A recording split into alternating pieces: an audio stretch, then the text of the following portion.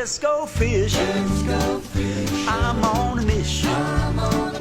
It's so pretty, I'd sure hate to waste this chance.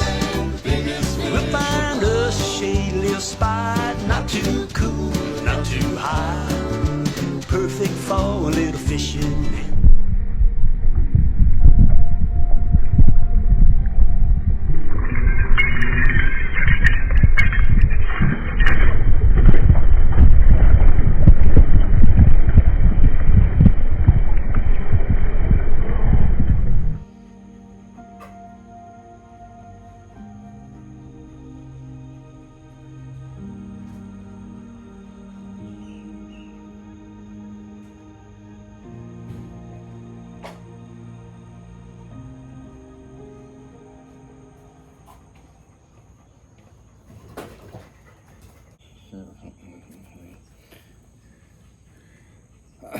Morning guys, I'm going to share something with you that I found out yesterday morning I didn't know. I knew get this HOYT was catching fish, and I didn't know why really. I mean, of course I got the trailer on the back of it, black and blue trailer and willow leaf, and of course I spray everything down before I get started with shrimp juice. I preached on that and I really believe in it anymore. But this bait right here, up north, catching muskies, catching smallmouth, largemouth, northern pike. It's really caught on this year. I've hearing reports about it. It's won a bunch of money down here on Lake Okeechobee and bass tournaments. You know, throwing it back in the reeds and the grass, and you know, you get a regular spinner bait, yeah, and chatterbait. I've caught them on chatterbait on this HOYT's chatterbaits, but I didn't know. I know this has three places. It has, you know, two blades here outside. It moves back and forth instead of going, traditional, just straight up and down, but it moves, you know, back and forth. If you hit a weed there, it'll come over that way. If you hit a weed, of course, it'll go that way. Then you got your other blade right down here. It's gonna, and you know, your trailer. The way he's designed is it comes down, it drops down pretty good, way below these spinners right here. But this thing flat out catches fish. It really does. I mean, it's HOYT's Baits HOYTCATER. But yesterday, I kind of figured out what was going on. When this thing's coming through the water, and you can't hear it, but it sounds like a wind chime. It really does. I mean, I got some footage of it. I'm gonna show you.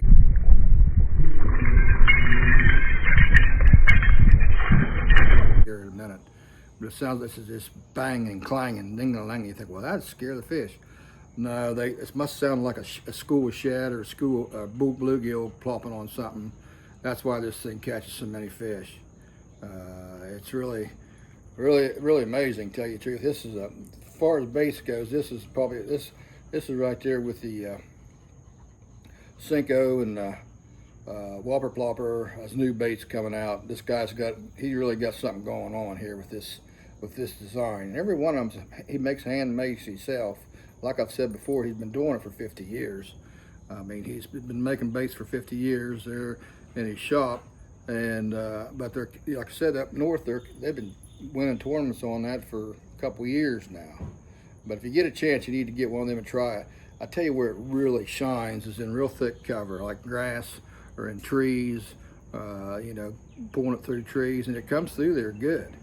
But you need to try this and put this in your tackle box. It comes in all different colors, and the blades come in different size blades.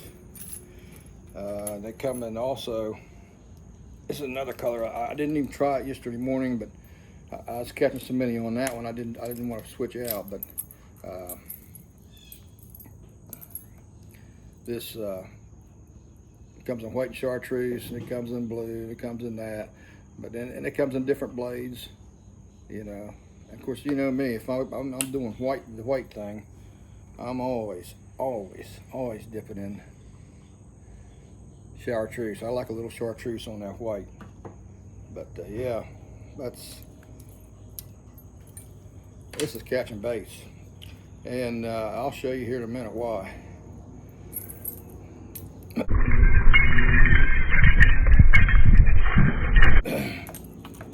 And his bear hair jigs, guys. I get the bear hair jigs off of him. See how it flares out to another one. It stays like that. I mean, it pulsates in the water like marabou, and it's also got a rubber skirt underneath of it, but it pulsates. This bear hair, this HOYT swim jig.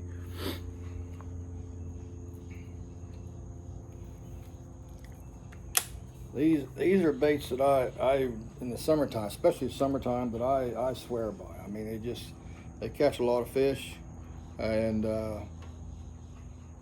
they just do a good job. You know, that's what it's all about. You want to go out there and you want to catch fish. But yeah, I forget how much they are. They're not that expensive, and you get 2 sets of blades with them. You get this the Colorado blade, plus you get the willow leaf blade. You know, you get 2 sets of blades with them, and yeah, this thing, when it comes through the water, it's just going back and forth, pushing this thing sideways and that sideways. A lot of vibration, a lot of sound. That's what triggers the bite. It really does. Also, you use the Colorado blades. It kind of more of a thump. But as far as fishing in real thick stuff, I like the willow leaf. You know, I like that willow leaf, and I like the design of it. How it'll come through thick grass. I mean, I really like how it comes through grass. I'll get her hooked up here on. I want to show you something else too. You guys, you get caught up in paying a bunch of money for rod and reels and all that. Young guys out there especially. Look at my reel. It looks like it's been drug up and down the highway. As long as the cast's good and reel brings the line in and has a good drag, don't be buying their $300-400 reels. You can pick up a good reel for anywhere from $85 to $100. And the same way with the rod. This is a Halo, I think. And I think I might have got this at a yard sale. I mean, you know, because I'm hard on stuff. This one here is remember the old All-Stars? All-Stars. I mean, right there. And this is old Lou's too, right here. I just, yeah, don't get caught up in the name game, I call it, where you got a name brand. Not worth it. Something else I got with me, guys, I'm going to talk about is if you're in a boat or even an automobile, you need to get a jump starter. If your battery goes dead, and have one of these in your boat and your automobile. But I carry it mostly in my boat, because automobile I can get somebody there. And if your phone goes dead and you're out there and something happens, this will, you know, you can charge your phone with this thing pretty quick. It's, yeah, it's got you know, jumper cables that plug into it right here. These jumper cables plug right into it, like that, and then you can jump your battery. You know, jump your battery. You're not stuck. Right there.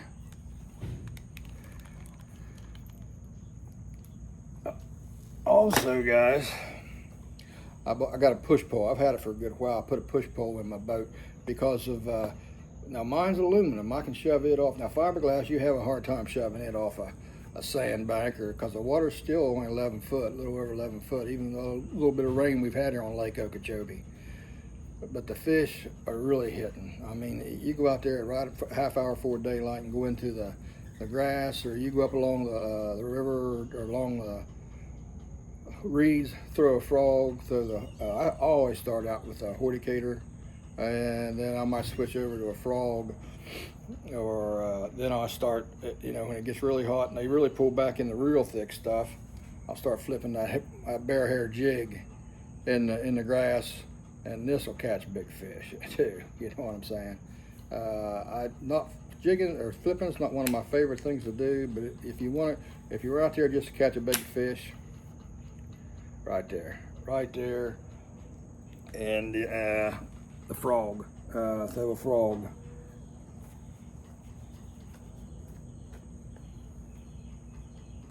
Get you a can of this and put in your boat too. It lubricates your baits, plus it'll make them hold on to it just a little bit longer. My light line, I used to use trilene all the time, which I still once in a while do, but I started using P-line. P-line just a little bit tougher. It's still got the softness like a trilene does, and suffix. But I like this over about all of them now. I got some P-line. You can get that at the tackle shop too. But if you're using white watermelon jigs, oh, it takes 1 second, guys. 1 second. Dip that down in chartreuse. Right like that. Dip that down chartreuse right like that. It makes a difference. And then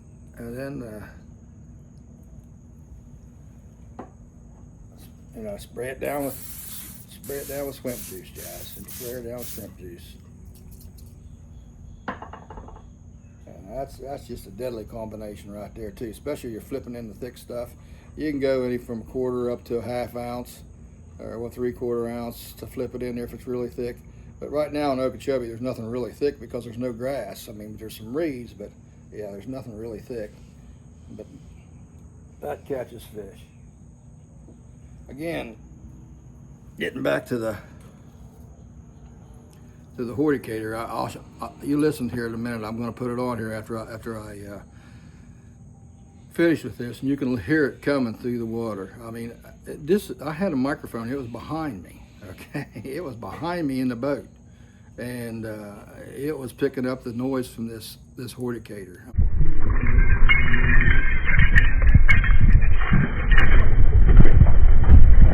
I mean, just bang, clang, bang, bang, bang. I didn't pay any attention. I mean, I can't hardly hear it anymore because I'm 72 years old, but I heard that. I mean, I could hear it when I started playing it, and I slowed it way down. I could hear it, you know. So I'm gonna play it for you here, and I'm gonna slow it way down so you can hear it. And I'm also gonna take my trusty dog for a walk. Right, trusty dog, Winnie? Is that right? All right. Winnie's ready to go. So again, guys, the lake's really low. I think it's 11 foot something. It's low, and but they're still catching fish. I mean, they're coming in them Thursday morning tournaments with 20 pounds. When the old timer just a dozen boats, you know, they're coming in, you know, 20, 25 pounds. Still catch fish, even though low water. The only thing is, be really, really careful out there because it's just dangerous, and you never know whether there's a rock out there. I mean, you can't hardly tell. And then the FWCs, I've seen them. They're going around and planting grass, so they're putting out eel grass, and they're planting some other types of grass in this low water. So they're doing all they can to help it come back a little bit with the grass. Personally, I like the water a little bit higher. It's just a little bit safer. I kind of, since first year I come down here 5 years ago, it was low like that, and I caught a lot of fish. But there was 5 years ago, my gosh, Tin House and King's Bar and Worm Cove, them places was all full of grass, hydrilla and grass and eel grass. Well, just in 5 years, I seen it go just down, down, down, down, down. Whether it's the spraying or the high water or whatever, I seen it go down. Now it's back to where it was when I first come down here, and the grass is starting to come back. So if that helps, I hope it does, but I still caught fish. I mean, I went out and caught fish no matter what it is. Okeechobee is still a great lake. I don't care what anybody says. You can go out there and catch fish, catch big fish. I mean, there's big fish. You want to catch some big fish, stop in there at Gary's Tackle Shop and get you a couple dozen wild shiners and some floats, and go out there and flip them around the grass and the reeds, and that's just candy to them big bass. And the other day I took Carl from down at down around Fort Lauderdale, and we went out and I went out and got some shrimp grass or grass shrimp. I'm sorry, yeah, grass shrimp. And I took a bucket of minis, and we took some worms, and we run up the river and caught some bass, caught some bluegill, shell crackers, and then we went down into deep water and caught crappie. I mean, it was just a good day. He went home with a cooler full of fish. So yeah, fishing's great down here, guys, year round. I don't care what time of the year it is in Okeechobee. Come down here, and the town of Okeechobee is just got everything you want: a place to stay, eat, got tackle shops on about every corner. But the best one's Garrett's. Garrett's tackle shop's got more for the fishermen than the rest of them. I don't care if you're crappie fishing, bluegill fishing, bass fishing, cat fishing. Garrett's got you covered, guys. It really does. So again, I'll put this footage up on this thing coming in and listen to it. This is why this bait's such a good bait.